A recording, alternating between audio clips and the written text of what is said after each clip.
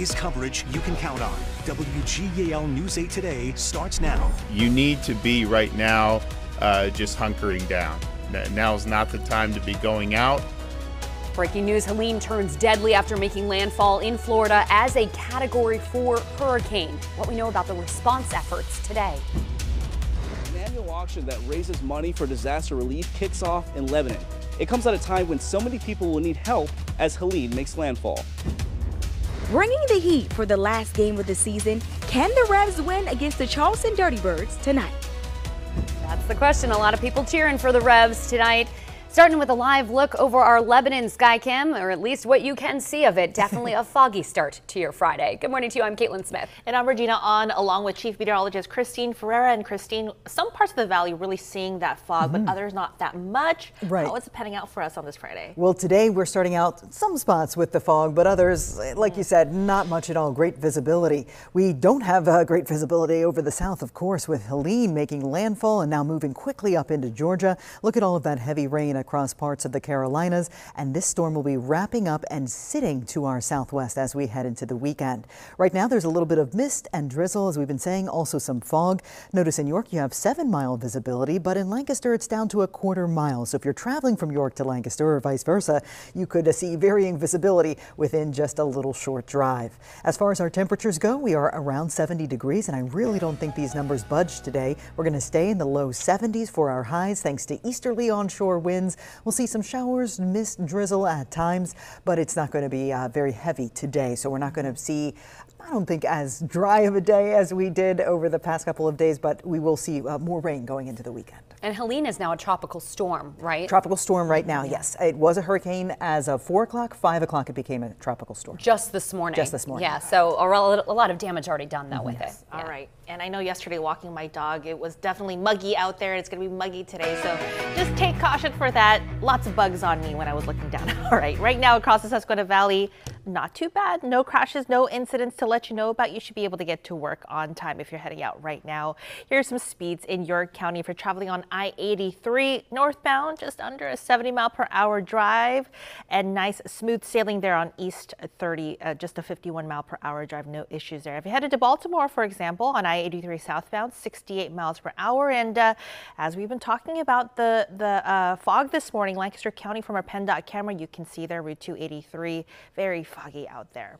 30 eastbound, no issues that I'm seeing. York to Lancaster, just a 23-minute drive. We'll have another check coming up in 7 minutes. This has been a Lancaster Toyota traffic report.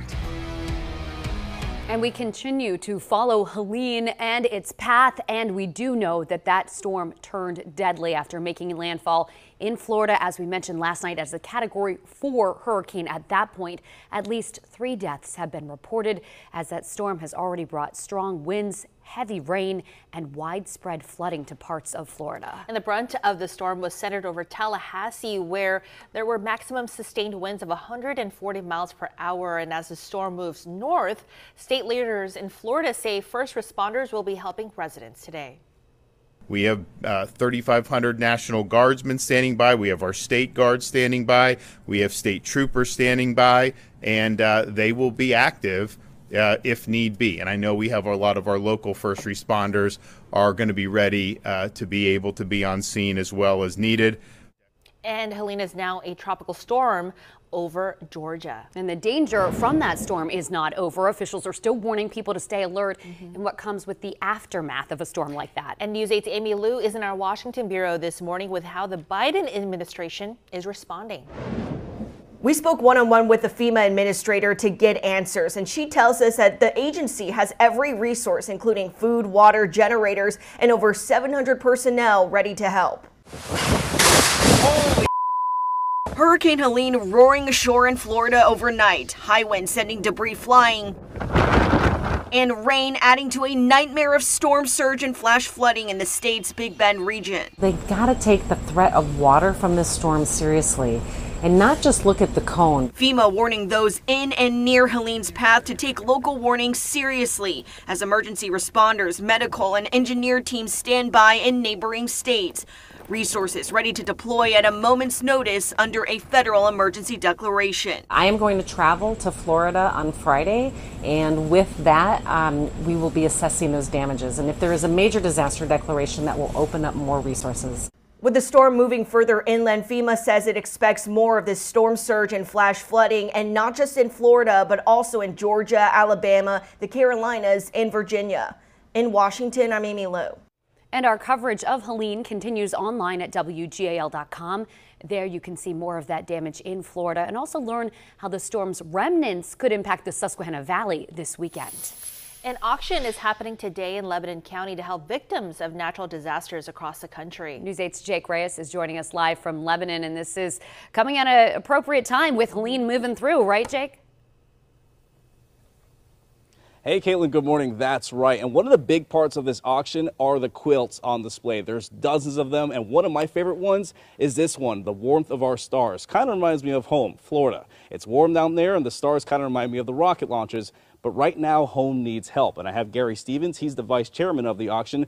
Now, each year, you guys raise hundreds of thousands of dollars in disaster relief efforts. Where does that money go, and how can that help out victims of Helene? Well, the money goes to an agency, BDM, and then that money is used to rebuild people's properties. We go in after the damage is done and build houses. We send aid of water, quilts, not these quilts, but quilt blankets. We send people actually go down. We form a team that will go down in the van to North Carolina, Virginia, wherever it's at locally, and then they will work for 2 weeks on site, cook their own meals, sleep in a tent or wherever. And you know hundreds of people are going to need those resources. Well, there's always a storm somewhere in this country. Now, this money also goes Haiti, Nigeria, other places, but we feel good when the money we raise is used right here at home. All right, Gary, thank you. And these quilts are actually handmade and donated here. So if you like to shop local, take one home, snuggle in them, be comfortable knowing that you did something good today. The doors do open at 7. The auction starts at 9, and the event wraps up Saturday evening. Reporting live at the Lebanon Valley Expo, Jake Reyes, WGAL News 8. You can tell those people work with disaster victims because they have this very calming presence about them, right? The people that Jake's been interviewing throughout the morning there. And the quilts have the comfort factor, so I'm definitely calm this morning watching that. Jake, thank you for that report.